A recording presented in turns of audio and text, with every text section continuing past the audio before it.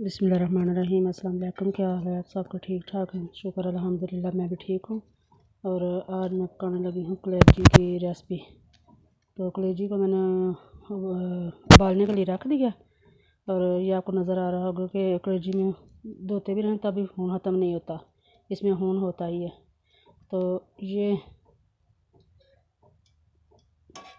ये चीज़ जो है इसको उतार लें, जब धीमी आंच पे रख दें। जैसे जैसे पानी गर्म होगा ये खून जो है ये इस तरह की जाग बनता जाएगा। इसको आप उतार लें और इसकी स्मेल ख़त्म हो जाएगी। अगर ये निकालें ना तो कलेजी के अंदर ही रह देना तो फिर सालन से एक हुमक सी आती है, वो ख़त्म नहीं होती। तो मैं इसको निकालती रहूँगी जब तक ना ये सारी ख़त्म नहीं हो जाती। सारी तो बिल्कुल नहीं ख़त्म होगी, और फिर भी मैं ना इसको निकाल दी। इस तरह आप निकालते जाएं, जहाँ जहाँ पे आपको नज़र आए ना तो इसको निकालते जाएं।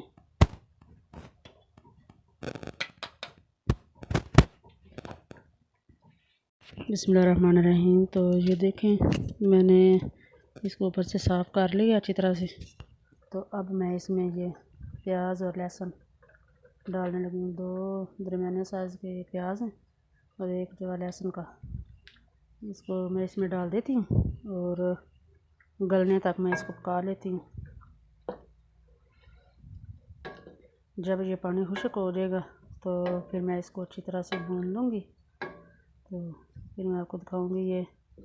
बिस्मिल्लाहिर्रहमानिर्रहीम। तो ये देखो ये पानी खुश्क हो गया। यहाँ पे आके मैं ये 3 अदद टमाटर दरमियाने साइज़ के, ये 4 हरी मिर्चें और ये थोड़ा सा अदरक है, ये भी मैं साथ ही डाल दूँगी। बिस्मिल्लाहिर्रहमानिर्रहीम।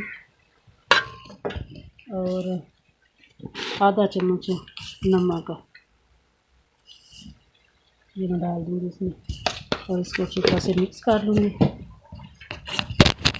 बिस्मिल्लाहिर्रहमानिर्रहीम, ताकि ये सारी चीज़ें गल जाएं। और अब मैं साथ ही ना 2 दालचीनी के टुकड़े, 1 ये बड़ी इलायची और 2 ही मैं दालचीनी के टुकड़े ये डाल दूँगी इसमें, ताकि इसमें जो एक महसूस स्मेल आती है ना वो कम हो जाए, वो ना आए। बिस्मिल्लाहिर्रहमानिर्रहीम। गोश्त जो भी पकाएं उबलते वक़्त ना जब आधा उबल जाए ये 2 चीज़ें डाल दें, दालचीनी और मोटी इलायची। तो उसमें से जो गोश्त की स्मेल होती है ना वो नहीं आती, वो ख़त्म हो जाती है। तो अब मैं इसको ढक देती हूँ ताकि ये अच्छी तरह से ना सारी चीज़ें गल जाएं। बिस्मिल्लाहिर्रहमानिर्रहीम। तो ये देखिए पानी इसका खुश्क हो गया और अब मैं इसमें घी डालने लगी हूँ ताकि इसको मैं अच्छी तरह से ना भून लूँ। बिस्मिल्लाहिर्रहमानिर्रहीम। तो ये पकाने वाला चम्मच 2 चम्मच, क्योंकि इसमें शोरबा तो बनना नहीं, तो इसमें घी से फ्राई होना है अच्छी तरह। नमक मिर्च के बगैर इसको मैं 5 से 6 मिनट तक अच्छी तरह फ्राई कर लूँगी और फिर नमक मिर्च डाल के इसको अच्छी तरह भूनूँगी। इसमें गोश्त की नहीं आ रही, जो कलेजी में से आती है ना वो बिल्कुल भी नहीं आ रही जितनी होती है। तो अगर आप इस तरीके से पकाएंगे जिस तरह मैंने पकाया तो फिर आपको ये सही बता रही हूँ कि स्मेल इसकी नहीं आएगी। और जो थोड़ी देर रह गई है आपको भूनने पर डिपेंड करता है कि आप इसको कितनी देर तक भूनते हैं, किस तरह भूनते हैं। कोई इसमें मैंने बाजार के दूसरे मसाले आर्टिफिशियल मसाले नहीं डाले, ना ही मैंने कभी इसमें वो डाले। कभी कोई मेहमान आना तो फिर मैं डालती हूँ, मैं घर के मसाले से ही सारी चीज़ें तैयार करती हूँ जो कुछ बनाती हूँ, और वो भी बहुत कम नमक मिर्ची। तो जब ये फ्राई होता जाएगा इसमें से स्मेल कम होती जाएगी। अगर आप सुनिए ना कि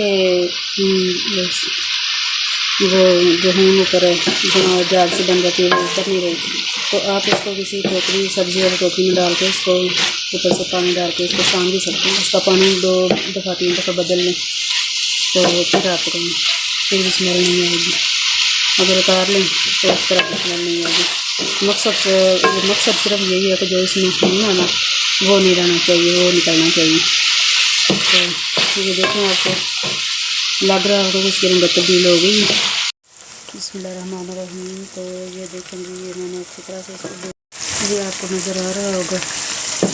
अब मैं इसमें ये सारे मसाले डाल देती हूँ। इसमें नमक नहीं है, ये धनिया सूखा है, ये मेथी आधा चम्मच है, दूसरा मिर्च आधा चम्मच हल्दी।